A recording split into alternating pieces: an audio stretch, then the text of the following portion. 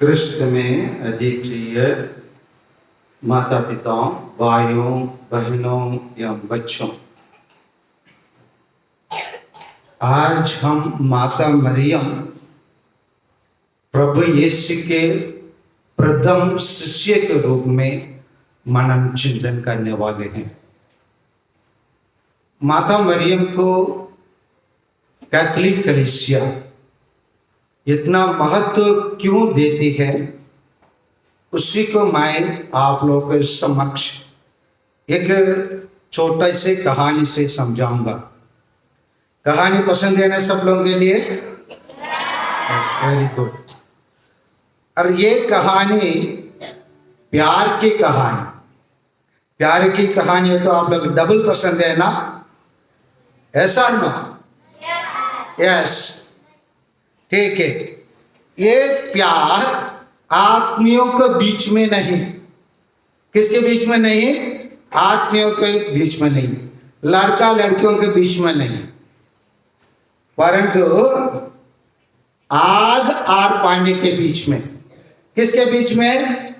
आग और पानी के बीच में।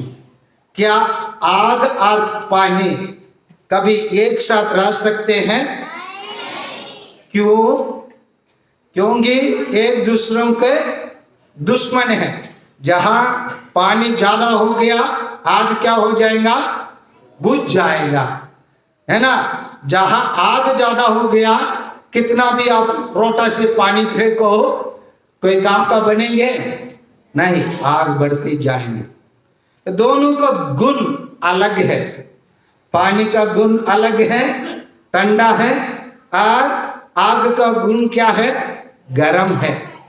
या गरम और ठंडा एक साथ कभी हो सकते हैं? हो सकते हैं? हो नहीं सकते हैं।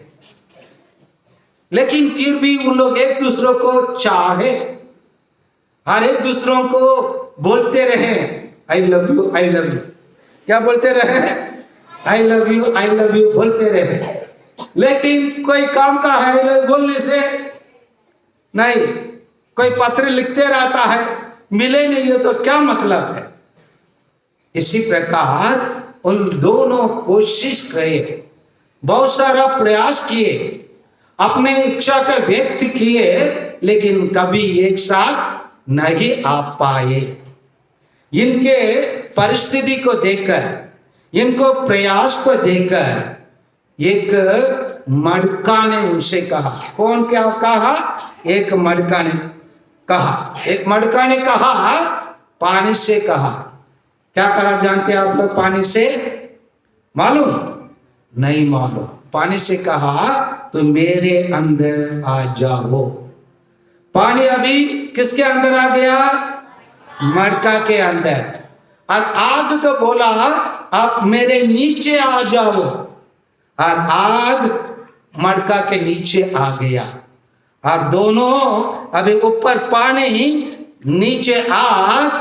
आग जलने से पानी क्या होगा? गर्म होगा। अभी पानी आग का गुण को अपनाया, और आग भी पानी को गुण को अपनाया, और पानी आग एक हो गए, और उन दोनों के बीच में प्यार हो गया था। हुआ नहीं हुआ? हुआ। किसके माध्यम से? मड़का के माध्यम से।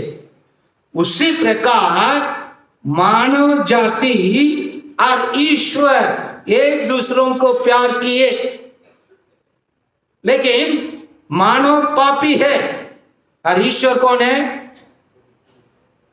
ईश्वर कौन है? बताइए ना भाई। हम ईश्वर का क्या कहते हैं? पवित्र। पवित्र बोलते नहीं है? बोलते ना? ईश्वर को पवित्र बताते नहीं है, परमात्मा कहते नहीं है। कहते ना बच्चे? कहते ना। और मानव और ईश्वर दोनों एक साथ आने में असफल हुए, क्योंकि मानव पाप के कारण, ईश्वर शुद्धता के कारण दोनों एक साथ नहीं आ पाए। जिस प्रकार आग और पानी एक साथ नहीं आ पाए, क्योंकि ईश्वर ने बहुत प्रयास किया, उनके बीच नबियों को भेजा, राजाओं को भेजा और न्यायकर्ताओं को भेजे, सब लोग आए और उन लोग सब मानव को ईश्वर से मेल कराने में असफल हुए। फिर भी ईश्वर मानव का प्यार किया, मानव भी ईश्वर के पास पहुंचना चाहा, लेकिन एक दूसरे के गुणों के कारण, पाप के कारण, अपवित्रता के कारण दोनों एक नहीं हो पाए। ऐसे परिस्थिति में एक स्त्री आगे आई। कौन है वो स्त्री आगे आई ईश्वर और मानव के बीच में मदद करने के लिए? हाँ, सही गए आप लोग, अब उस दिमाग वाले हैं। कौन आया आगे? माता मरियम ने आगे आई और कही, ए ईश्वर, आप मेरे गोद में आ जाओ। क्योंकि ईश्वर क्या बनना चाहा? मानव बनना चाहा, और मानव को ईश्वर ने ईश्वर बनाना चाहा, और इसलिए मानव और ईश्वर दोनों को एक आने के लिए अपने पेट में ईश्वर को ग्रहण किया, और माता मरियम ने मानव और ईश्वर के बीच में प्यार को संभव किया, और ये कौनों के संभव किया? कैसे? हम लोग संत लूकस के सुसमाचार में 1:38 में हम पाते हैं। 1:38 में थोड़ा से बाइबल किसके पास है पढ़िए थोड़ा।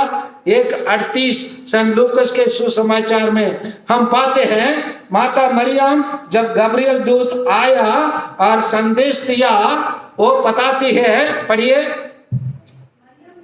हाँ, मरियम ने कहा, क्या कहा? देखिए, देखिए मैं प्रभु की दासी हूं और आपकी कथन मुझ में पूरा हो जाए। माता मरियम, स्वर्ग से एक स्वर्गदूत आया और माता मरियम को संबोधित किया, और उन्होंने उनके पास एक अजीब बात किया। माता मरियम बोल सकती थी, अरे भाई ऐसे बात को मैं कभी नहीं सुना हूं, अगर ये आज्ञा आप जो बता रहे पूरा करना है तो मैं जाता हूं, सबसे पहले मेरे माँ बाप से पूछ लेता हूं, मेरे सहेली से पूछ लेता हूं, मेरे दोस्तों से पूछ लेता हूं, एक दिन मेरे को समय दीजिए। इसी प्रकार माता मरियम बोलना चाहिए था, लेकिन माता मरियम ऐसे नहीं बोली, क्योंकि वो ईश्वर की आज्ञाकारी थी और ईश्वर की शिष्य थी। इसीलिए उन्होंने कहा, देखिए आपने जो कहा वो मुझ में पूरा हो जाए।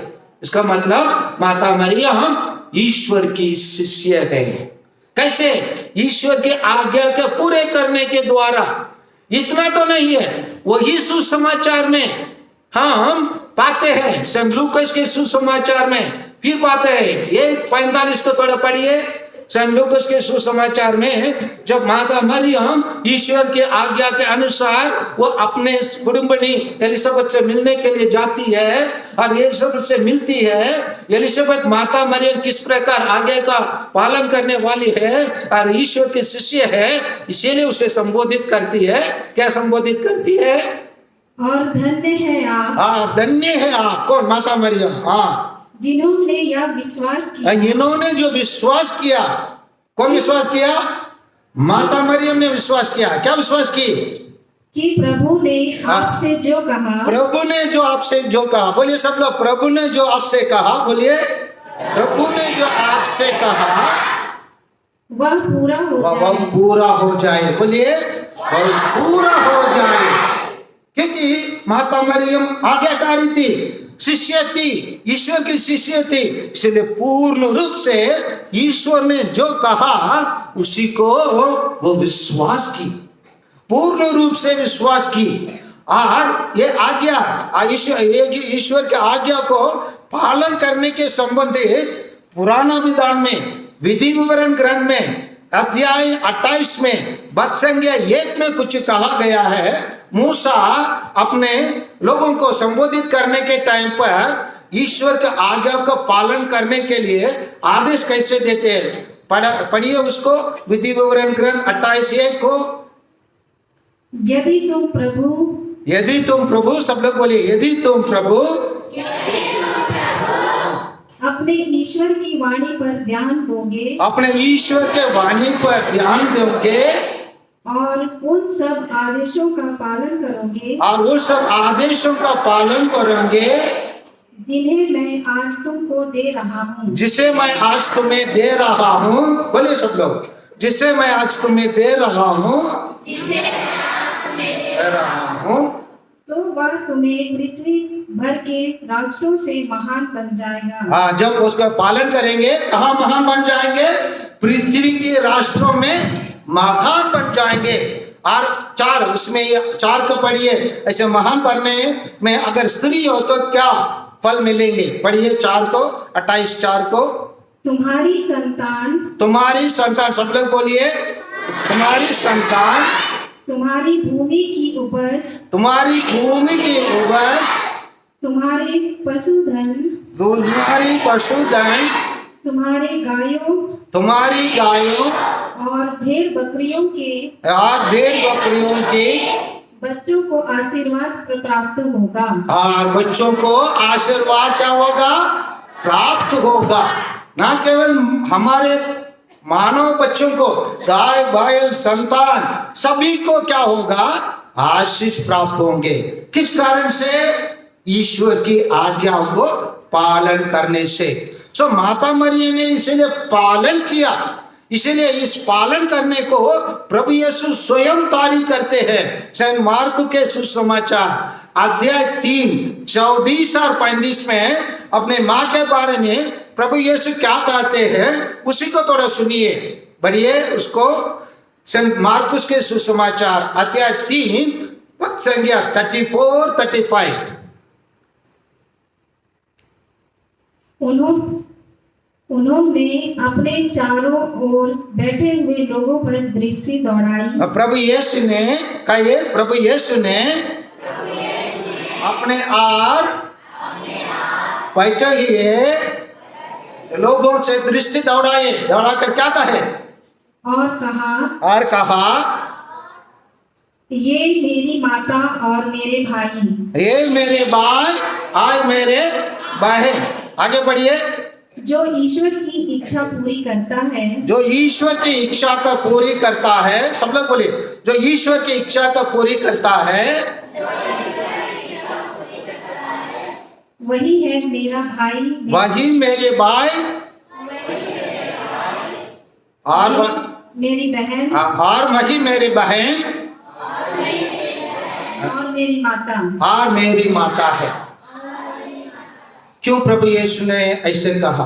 कभी कभी हमारे अन्य ख्रिस्त ईसाई धर्म के अंतर्गत रहने वाले प्रोटेस्टेंट, पेंटेकोस्ट, मेथोडिस्ट और अन्य बहुत सारे छोटे मोटे दल वाले माता मरियम की इस बात को, ऐसी घटनाओं को माता मरियम का गलत रूप में समझ लेते हैं। नहीं, माता मरियम गलत रूप से, माता मरियम शिष्य बनकर ईश्वर की वाणी के सुनकर वो समूह के बीच में रहे। मिलने के लिए जो आए हैं वो उनके प्रभु यीशु के मौसा लोग या छोटी माँ, बड़ी माँ लोग, उन लोग आए और भाई बहन लोग आए। उन लोग आकर बाहर खड़े रहे।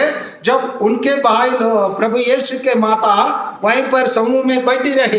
इसीलिए प्रभु यीशु ऐसे कहते, अभी बोलेंगे फादर हम ऐसे कैसे बता रहे हो। ये प्रभु यीशु कौन सा भाषा में बात किए आप लोग जानते हैं? बोलिए बच्चे। मैं सब, आप लोग बहुत समझदार होशियार बच्चा हूँ, सुना हूँ, टीचर लोग भी। प्रभु यीशु कौन सा भाषा में बोले? उनकी मातृभाषा क्या थी? अरामाइक। वेरी गुड, ताली बजाइए उनके लिए। कौन सा बच्चा है? भाषा अरामाइक भाषा। ये अरामाइक भाषा बहुत विशाल भाषा नहीं है, कम लोगों से बोलने वाला भाषा थी। उदाहरण के लिए हम लोग भाषा, हिंदी भाषा, ये हिंदी भाषा भी हम लोग के देश की भाषा में एक कहते हैं, लेकिन हिंदी भाषा भी इतना विशाल भाषा नहीं है। क्यों? हम लोग बीते हुए दिन के क्या बोलते हैं? बीते हुए दिन के क्या बोलते हैं? हिंदी में तो पूछ रहा हूं। कल। आने वाला दिन के क्या बोलते हैं? कल। इंग्लिश में क्या बोलते हैं? बीते हुआ दिन को। आने वाला दिन को इंग्लिश में क्या बोलते हैं? अब कौन से भाषा बड़ी है?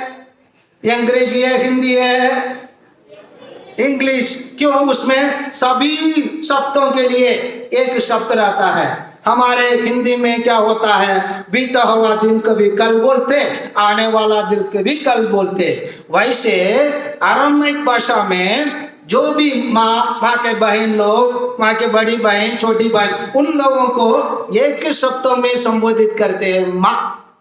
समझ में आ रहा है? जैसे हिंदी में बीता हुआ दिन कभी कल बोलते, आने वाला दिन कभी कल बोलते, कभी बोलते आगे से मेरे से मारा, पहले से मारा तो क्या बोलते? आगे से मारा। आप बोलते आगे जाओ, वो भी बोलते है ना। एक ही शब्दों का हम हिंदी में बोलते। उसी प्रकार ये भाषा में इसी प्रकार रहा, इसलिए वहां वैसे लिखने वाले उन दिनों में हम लोग सब शास्त्री लोग, पंडित लोग रहते, साधारण मानव लोग बाइबल को लिखे। इसी कारण वंश है वहां माता मरियम उपस्थित थी। क्यों? क्योंकि कभी एक स्त्री बोलती है, धन्य है आपको जो जन्म दिया, जो आपको दूध पिलाए, बोलने के टाइम पर प्रभु यीशु स्वयं बताते, धन्य है मात्र नहीं है, मेरे के शरीर के रिश्ता के रूप में मेरी माँ को धन्य मत कहो। धन्य है वो जो ईश्वर की वाणी को सुनते और उसके अनुसार चलते। इसलिए माता मरियम ईश्वर की वाणी को सुनकर उसके अनुसार जीवन बिताने वाला स्त्री है, इसलिए वो ईश्वर की प्रथम शिष्य है, प्रभु यीशु का प्रथम शिष्य है।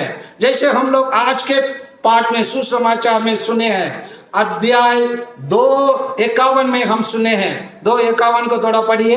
सेंट लूकास के सुसमाचार में 2:51 से हम सुनते हैं, माता मरियम इन सभी बातों को पढ़िए थोड़ा, इन सभी बातों को अपने मन में रखते हुए मनन चिंतन करते रहे।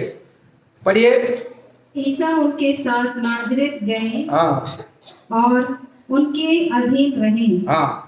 उनकी माता ने सब लोग बोलिए, उनकी माता ने इन सभी बातों को अपने हृदय में संचित रखा। अभी देखिए, हम कभी गलती करते हैं तो हमारे गलती को माता पिता हमको बताएंगे, बेटा ऐसे नहीं करना। तो 12 साल के उम्र में जब तुम रामगढ़ के मेला में गए थे, तुम कुंभ गए थे, ऐसे हमको संबोधित करके बताएंगे। लेकिन प्रभु यीशु के साथ जो घटना हुआ, उसी को प्रभु यीशु को चिंतन करने के लिए नहीं बोली, अपने हृदय में रखकर मनन चिंतन किए।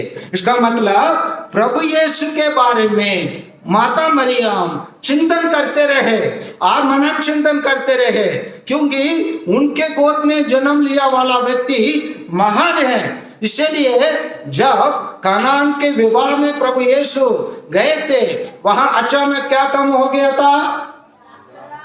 दाखरस पका। मैं तो सुना हड़िया। क्या कम हो गया था? अरे बड़े से बोलो, क्या कम हो गया था? दाखरस। हम लोग के एरिया में हड़िया है और उन लोग के एरिया में, क्योंकि हमारे पास है ना जो भी उपलब्ध है उसके अनुसार हम हड़िया बनाते हैं, और उन लोग के एरिया में दाखरस। ये दाखरस की कमी हुआ, और कमी होने के टाइम पर माता मरियम वहां के समस्या को दूर करना चाहती है। वो बोल सकती थी वहां के लोगों के लिए, देख मैं इस यहाँ का समस्या का यूं दूर कर देंगे, मेरे पास ऐसा शक्ति है, कर सकती थी। लेकिन उन्होंने ऐसा नहीं किया। उन लोग वहां रहने वाले सेवकों को बुलाया। संत यूहन्ना के सुसमाचार अध्याय 2:5 में 2 कहा गया है, उसको थोड़ा पढ़ के बताइए। माता मरियम क्या कहती है? अपने महानता को नहीं बताती है, मेरा बेटा ऐसा कर सकती है, मैं ऐसा कर सकती हूँ बोलती नहीं है। वो क्या बताती है? पढ़ के बताइए 2:5 में। उनकी माता ने सेवकों से कहा, बोलिए। उनकी माता ने सेवकों से कहा, वे तुम लोगों से जो कुछ कहे वही करना।